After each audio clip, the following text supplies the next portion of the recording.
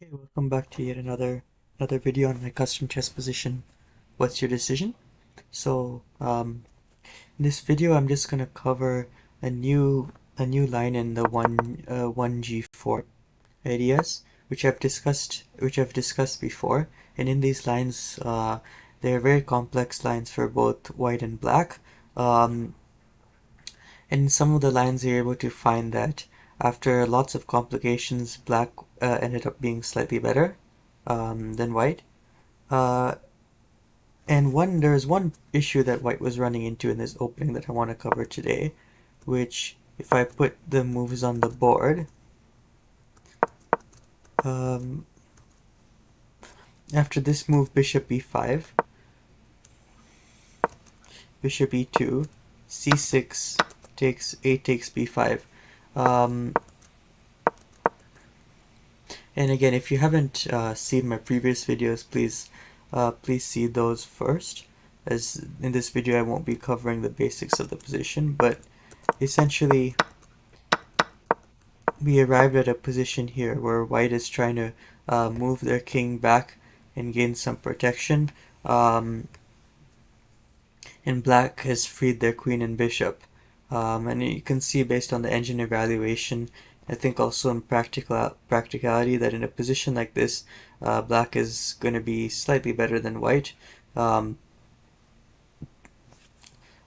Black sacrificed one piece to free their queen and bishop, but because they're freeing this bishop here on g8, then they have three pieces freed. White has three as well, plus two rooks. Black has two rooks and a queen, so black is up essentially a queen.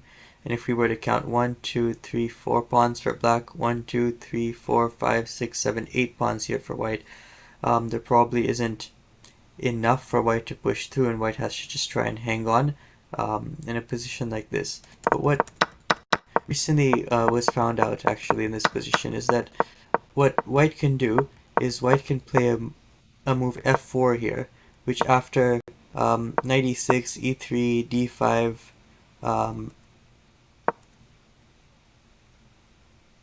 knight d3, and then c6.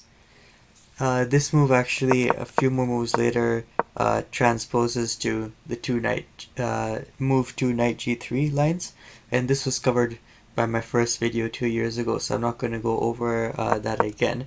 However, there's an interesting thing by delaying knight g3 in this opening.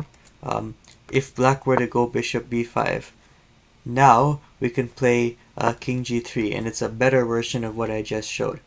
And basically what I want to share is that after the move c6, which black kind of has to play to get the knight and the bishop out, this bishop on b5 is kind of trapped over here. And in a lot of openings, this can be the best place to develop the bishop, just because it allows this pawn here to defend c5 without having to push to b5. And pushing to b5 would block a knight going to c4 in lines where this pawn's moved.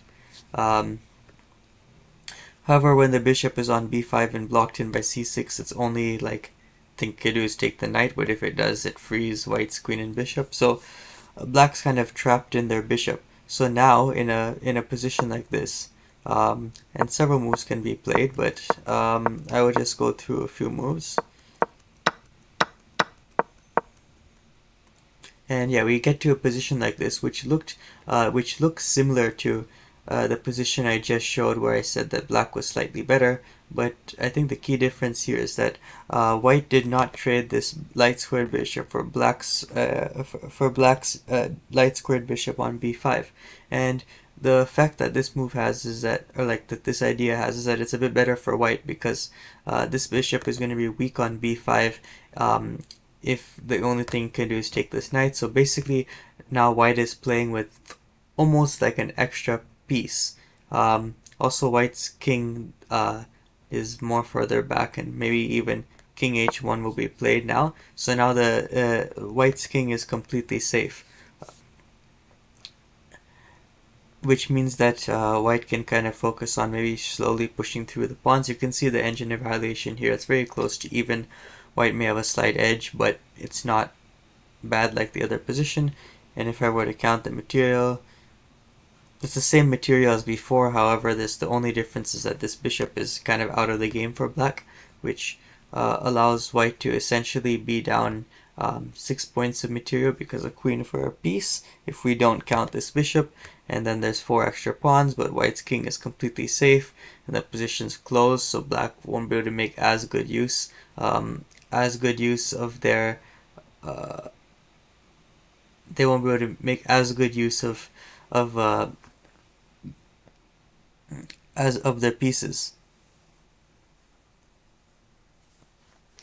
Yeah, and so that basically is very quickly what I just wanted to show, which is why if I were to go back, if bishop b5 is not played, then it's a transposition to the lines I showed before. However, playing f4 instead of knight g3 allows the king to step back to g3 in lines where the bishop's gone to b5. I think in other lines black is would be better, but I guess the key to remember is that if black develops the bishop to b5 and plays c6, then potentially white can move the king out of the way and play that sort of setup where white is kind of allowing black to just take on f6 eventually, but white is going to keep their king safe and then push forward. And so then it's worth noting that in that bishop e5 line, white is not trying to go for their own sacrifice on c3. So this is just another way that white can play this 1g4 opening. And I think the rest of the theory remains the same. So quick video, that's all I wanted to cover in this video, but hopefully that just provided something else interesting. And see you again soon.